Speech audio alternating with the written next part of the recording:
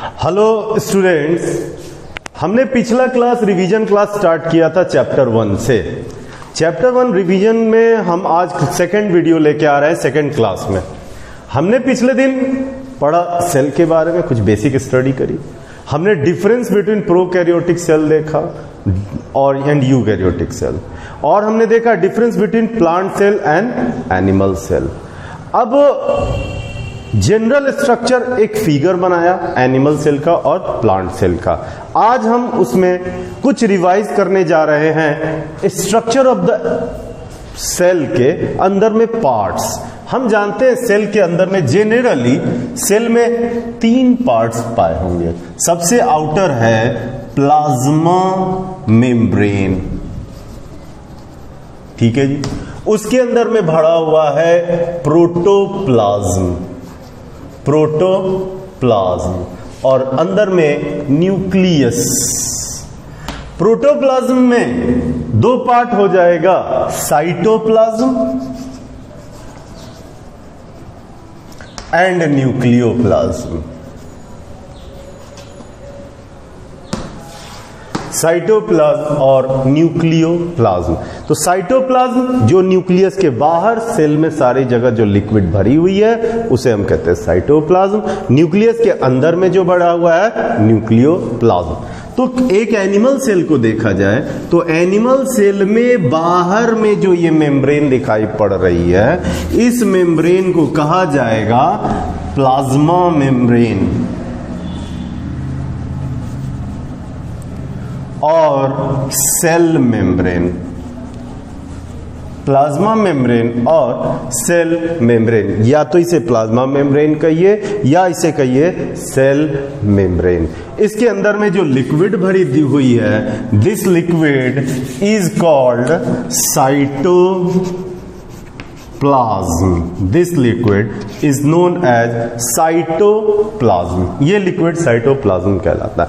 और अंदर में एक न्यूक्लियस है जिसको कहते हैं, ये सेल ऑर्गेनील है न्यूक्लियस। अब प्लाज्मा मेम्ब्रेन को देखते हैं। प्लाज्मा मेम्ब्रेन के बारे में जानते हैं। पहला बात, प्लाज्मा मेम्ब्रेन जो है आउटर मोस्ट लिविंग बाउंड्री है। This is outer most living boundary.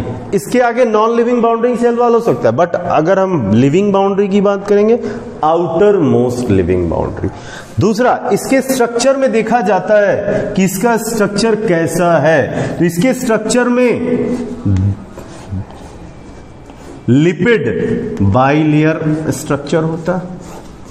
ये देखिए लिपिड का 2 लेयर दिखाई पड़ रहा है, लिपिड बाइलेयर स्ट्रक्चर। इस लिपिड बाइलेयर के स्ट्रक्चर के अंदर में प्रोटीन होते हैं। यहां से प्रोटीन दिखाई पड़ रहा है, ये प्रोटीन दिखाई पड़ रहा है, और ये लिपिड बाइलेयर। कुछ प्रोटीन इसके ऊपर हो सकते हैं।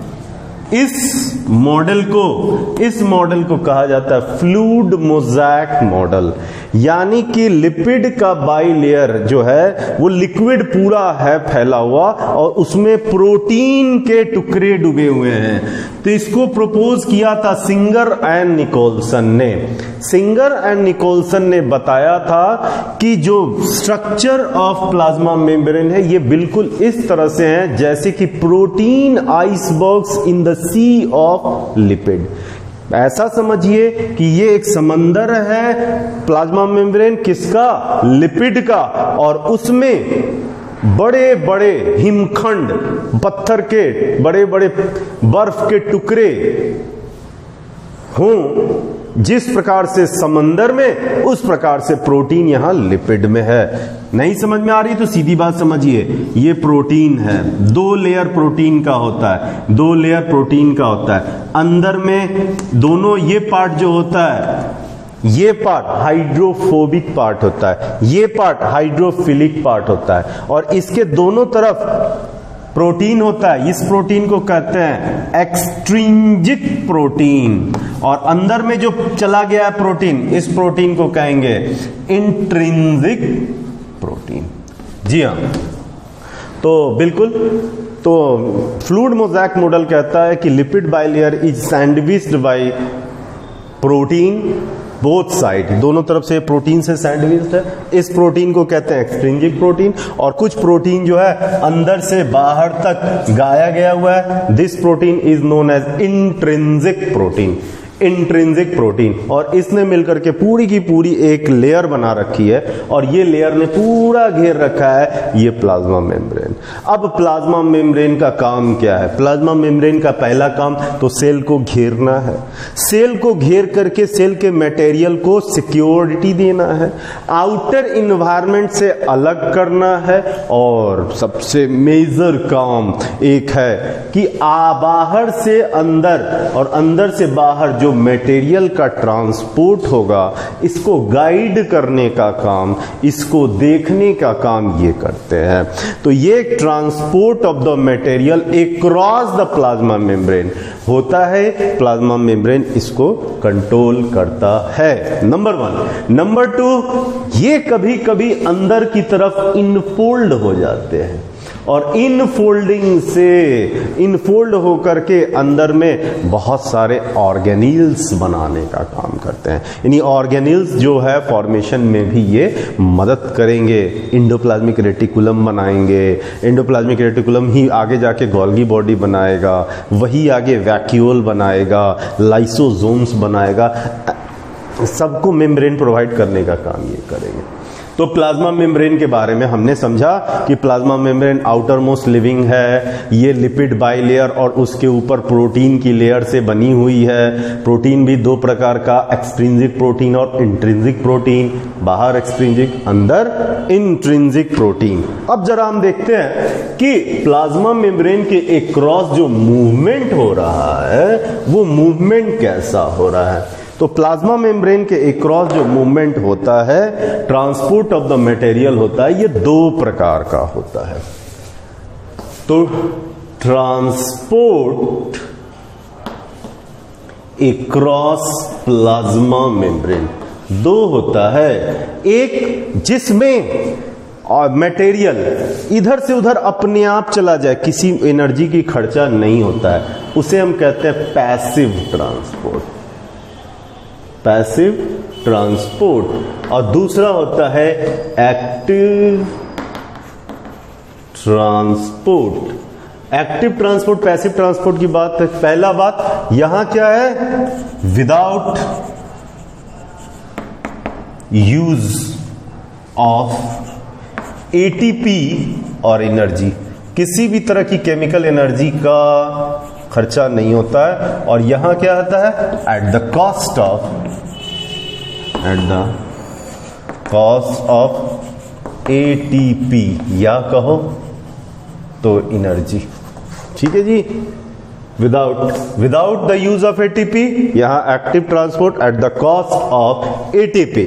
दूसरा पैसिव ट्रांसपोर्ट हमेशा हाई कंसंट्रेशन से लो कंसंट्रेशन की तरफ होता है, high concentration to low concentration, high concentration से लो कंसंट्रेशन, और ये लो कंसंट्रेशन से हाई कंसंट्रेशन तक की तरफ होता है, ठीक है।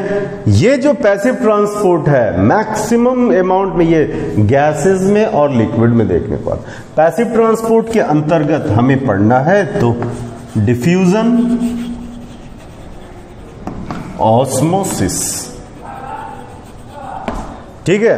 डिफ्यूजन का मतलब होता है सीधा movement of material from high concentration से लो कंसंट्रेशन। ये जनरली गैसेस में दिखता है, गैसेस में के केस में होता है। तो डिफ्यूजन का मतलब होता है हाई कंसंट्रेशन से लो कंसंट्रेशन की तरफ पैसिव ट्रांसपोर्ट का होना डिफ्यूजन कहलाता है। लेकिन यही डिफ्यूजन ऑफ लिक्विड, ये क्या है, मूवमेंट, यहां होता है movement of liquid across semi permeable membrane, across semi permeable membrane. भाई movement of liquid across semi permeable membrane, semi permeable membrane के अक्रॉस जो मूवमेंट होता है उसको कहते हैं ऑस्मोसिस।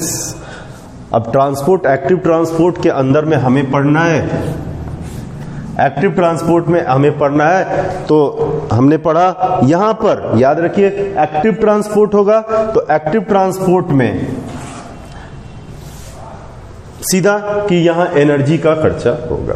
अब एक्टिव ट्रांसपोर्ट में दो चीज हो सकता है, एक सिंपल एक्टिव ट्रांसपोर्ट जिसमें मटेरियल जो है हाई से लो जाता है स्मॉल अमाउंट में, लेकिन अगर यही नोट में जब हाई अमाउंट में एक्टिव ट्रांसपोर्ट हो तो उसे बल्क ट्रांसपोर्ट कहा जाता है। बल्क ट्रांसपोर्ट क्या होता है भाई? तो बल्क ट्रांसपोर्ट का मतलब होता है कि व्हेन फूड और liquid move in large amount, ये जेनरली एक्टिव ट्रांसपोर्ट टाइप के ही होते हैं। अब अगर फूड का मूवमेंट होगा तो उसे फैगोसाइटोसिस कहते हैं, फैगोसाइटोसिस, यानी कि सेल ईटिंग भी कहते हैं इसे, सेल ईटिंग। और अगर वाटर का होएगा तो इसमें होगा फूड मूव करता है। दूसरा पिनोसाइटोसिस, पिनोसाइटोसिस का मतलब होता है कि movement of water, large amount of water in और आउट ऑफ द सेल, इसको कहते हैं। तो इसमें होगा वाटर का मूवमेंट। दोनों बल्क ट्रांसपोर्ट के ही एग्जाम्पल होंगे। अब फेगोसाइटोसिस हो गया, पिनोसाइटोसिस हो गया। अगर सेल के अंदर में आए तो इंडोसाइटोसिस, सेल के बाहर जाए तो एक्सोसाइटोसिस, इंडोसाइटोसिस, और लास्ट है एक्सोसाइटोसिस। फिर से passive transport without cost of ATP या use of ATP, active at the cost of ATP. इसमें हाई कंसंट्रेशन से लो कंसंट्रेशन, इसमें लो कंसंट्रेशन से हाई कंसंट्रेशन। इसमें दो आपको जानना है, डिफ्यूजन सीधा movement of gases from low concentration to high concentration, osmosis movement of liquid across the semi permeable membrane. Active transport में अगर स्पेशल है जब लार्ज अमाउंट में जाए तो बल्क ट्रांसपोर्ट, और बल्क ट्रांसपोर्ट में चार है, phagocytosis movement of food, pinocytosis movement of water, endocytosis अंदर की तरफ सेल में अंदर आए, एक्सोसाइटोसिस सेल के बाहर जाए। तो ये हमने अभी देखा movement of transport across plasma membrane, ये आपने देखा ट्रांसपोर्ट अक्रॉस प्लाज्मा मेम्ब्रेन।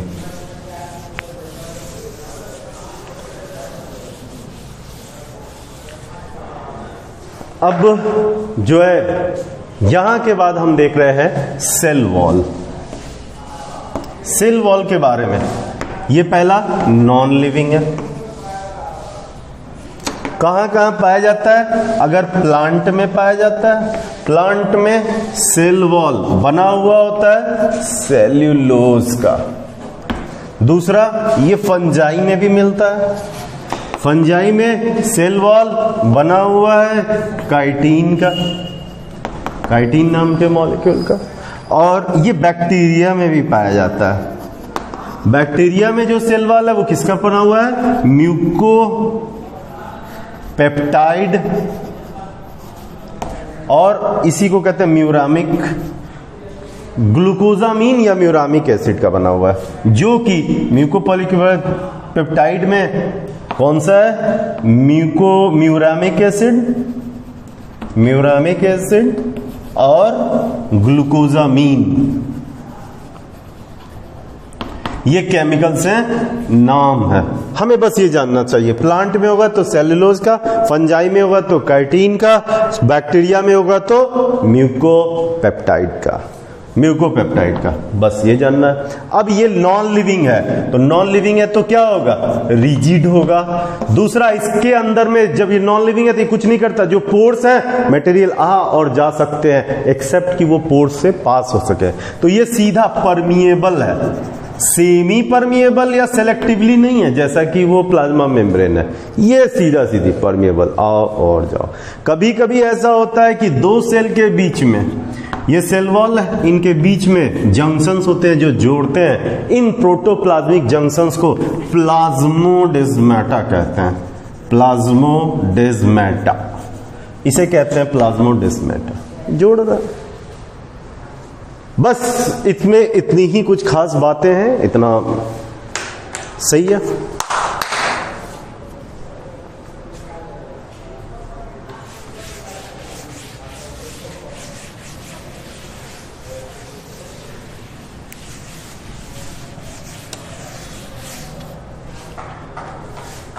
अब हम लोग सेल ऑर्गेनिल्स नेक्स्ट क्लास के लिए रख लेते हैं, सेल ऑर्गेनिल।